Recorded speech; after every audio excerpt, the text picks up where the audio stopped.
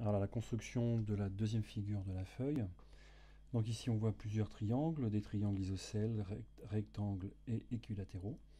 Donc à nouveau il faut trouver un point de départ pour la construction de cette figure. Donc je vais démarrer avec le segment ED qui mesure 5 cm. Donc je reprends ma règle et je vais donc tracer le segment ED d'une longueur de 5 cm.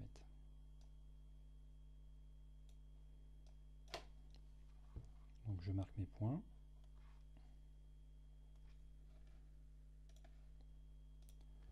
Donc E et D. Voilà. Ensuite, je vais placer le point A. Donc j'ai le segment EA qui est perpendiculaire au segment ED. Donc pour tracer la perpendiculaire, je vais utiliser une équerre. Je trace ici donc avec mon équerre, hop là, un segment. Et je vais mesurer sur ce segment une longueur de 2 cm.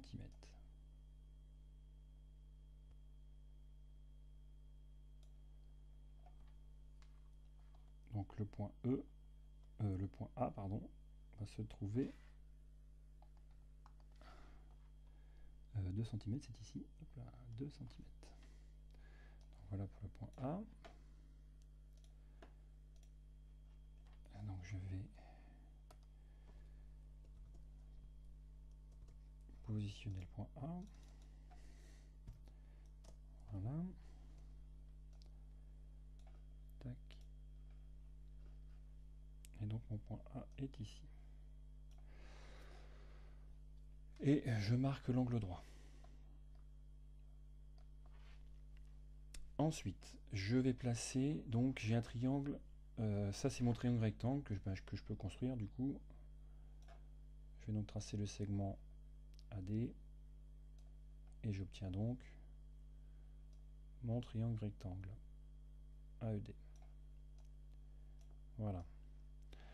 Ensuite, il faut que je place le point B, qui est donc un des trois sommets du triangle équilatéral, dont le côté fait 5 cm. Pour construire un triangle, on utilise un compas.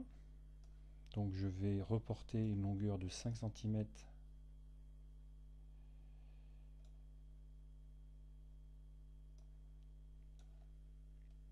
à partir du point E.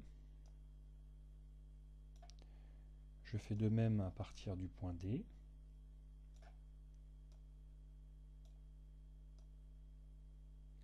Donc le seul point qui est à 5 cm du point A et du point D, c'est donc le point B, que je marque ici. Donc le point B est ici. J'écris que c'est le point B. Voilà. Et donc je peux tracer le triangle EBD, qui est donc un triangle équilatéral.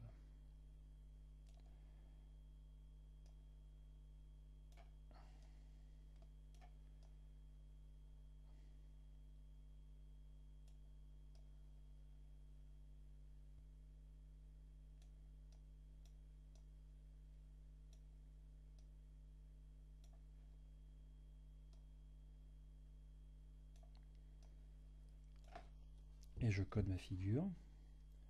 Donc j'utilise à peu près le même codage que sur le modèle.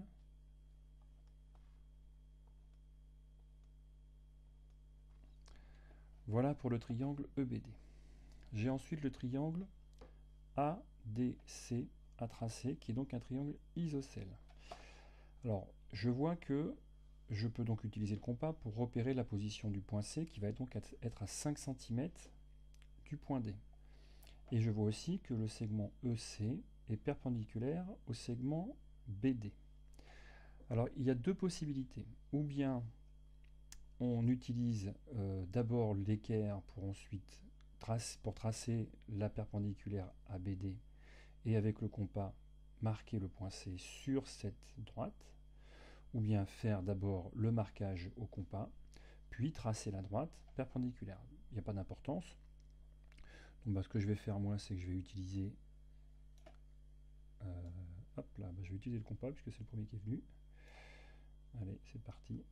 Donc je prends mon écartement qui est toujours de 5 cm, là, j'avais pas bougé mon écartement de compas, et donc je vais marquer la position du point C,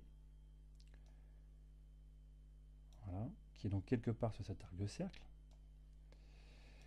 Ensuite je vais prendre mon équerre,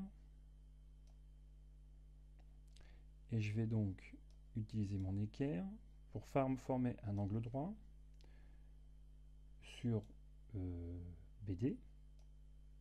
Alors, c'est pas n'importe quelle, ce n'est pas n'importe quelle droite perpendiculaire qu'il faut que je choisisse, c'est la droite qui est perpendiculaire à BD et qui passe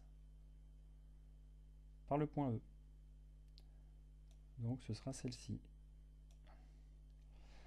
Donc je commence à tracer je vais le faire en gris. Je trace, je vais le faire en plus clair pour que voilà, ça c'est la perpendiculaire. Et donc je vais prolonger. Maintenant que j'ai l'angle droit sur BD, la perpendiculaire à BD qui passe par le point E, je vais donc utiliser cette droite comme support de ma règle pour tracer le côté du triangle qui me manque. Donc là je suis à peu près bon. Hop. Et je trace.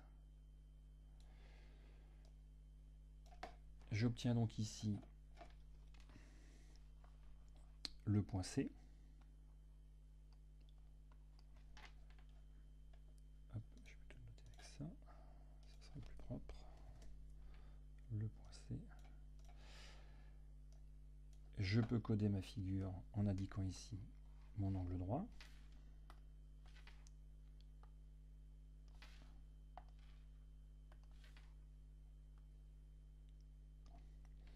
Et je termine en traçant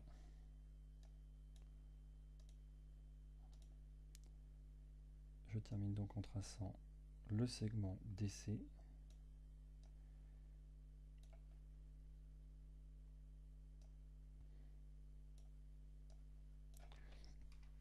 et je code ma figure. Voilà, donc j'ai reproduit la figure de l'exercice en vraie grandeur en utilisant la règle, l'équerre et le compas. C'est la fin de la vidéo.